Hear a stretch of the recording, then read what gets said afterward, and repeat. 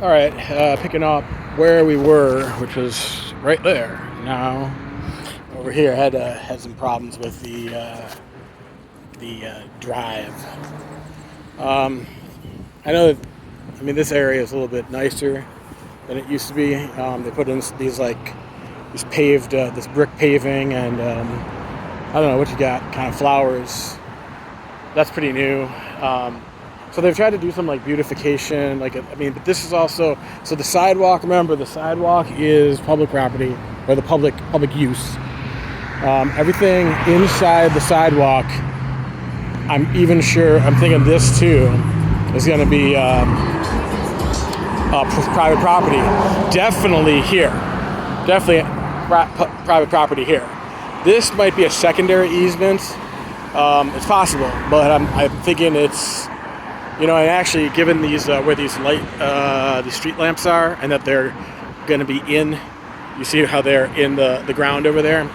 That makes me think that this is some like a secondary easement between the sidewalk and what this would be over here. This is an easement over here.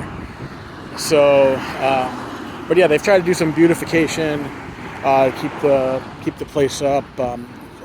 I mean, it shows an effort, I gotta say, on the part of Niles. This is Niles that we're in. That's the name of the suburb. The name of the suburb is Niles, Niles. It's just one of those names. There's a bunch of names in Illinois that have something to do with like ancient Egypt. There's Cairo. There is trying to think of some of the other ones. Niles or Nile. It's there. I mean, if you look, I'm trying to think of one more.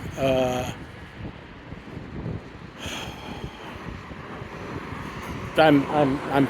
It's not coming to me right now, but there's a bunch actually. Just not thinking of them right now. So yeah, this is the main intersection. And the intersection that the mall is named after, Golf Mill.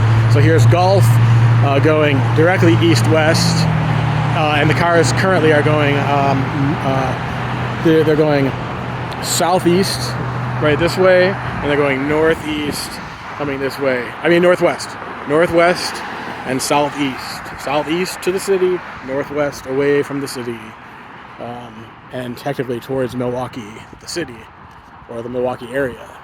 As this right here, where we are, this was a Native American, I guess that would be Potawatomi, and other Native American Indian paths. So they would have been passing through here, if you could imagine, prior to 1492, right? They would have been here. There would not have been a shopping mall or lamps or streets. There would have been a dirt road, a dirt path that had been used for centuries, if not millennia, and just beaten into the earth. So sometimes people, it's obviously easier to follow a path like that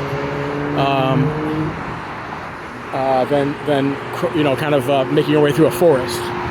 So sometimes people would take that path, but I'm sure at some points they would go into the forest or whatever other types of terrain there were at that time, the Native Americans.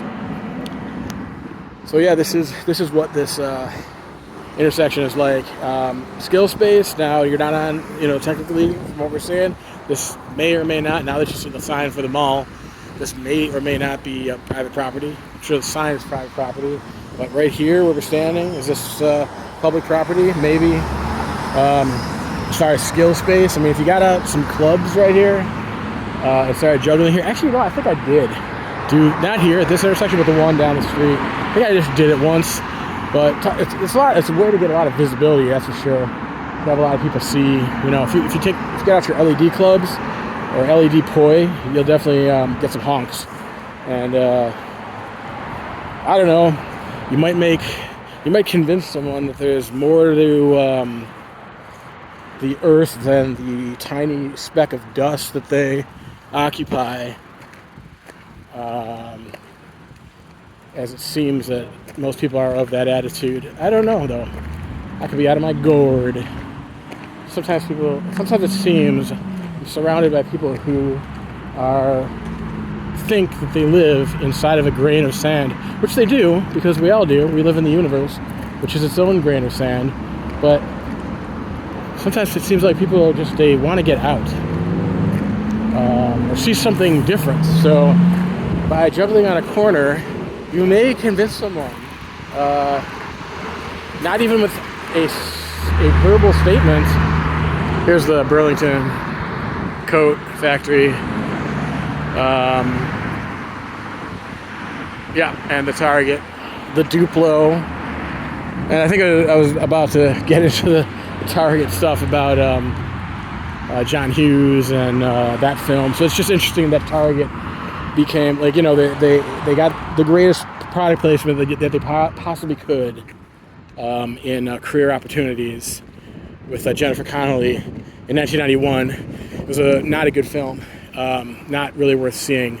And but then I don't know. I would like to see how Target, if that impacted Target's brand, if there was a demonstrable effect, a result from that film. But as we know, Target is currently is clearly a viable brand for many decades here. So 91 and 30 gets us to 2021, 5, so 35 years of Target. And I don't know if Chick-fil-A can say 35 years yet. I'm not sure. I don't know what the history of Chick-fil-A is. 35 years is pretty good in business. A lot of times you just get bought. You get bought by someone else. The bigger fish swallows the smaller fish. Even a Chick-fil-A may be considered a smaller fish to a larger fish. There are larger fish out there. This is another busy intersection. This was the one I think that I did juggle at because it does have like this